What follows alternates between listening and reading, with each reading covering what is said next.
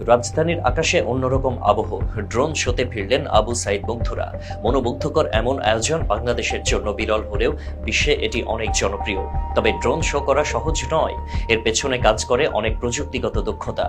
Drone light show মানে অনেকগুলো ছোট ড্রোন কম্পিউটারের সাহায্যে একসঙ্গে আকাশে ওড়ে।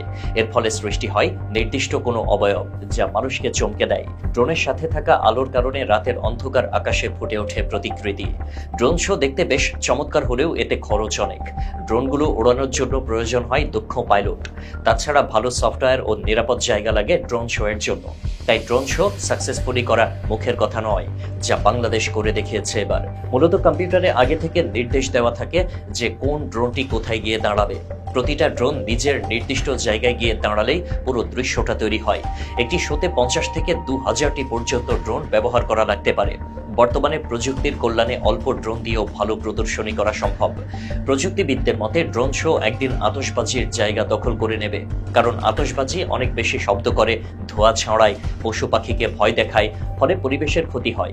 কিন্তু ড্রোন শোতে এসব সমস্যা নেই। এগুলো শব্দহীন, দূষণহীন, পরিবেশ বান্ধব। তাছাড়া ড্রোন শোতে মানুষের সৃজনশীলতা প্রকাশ পায়।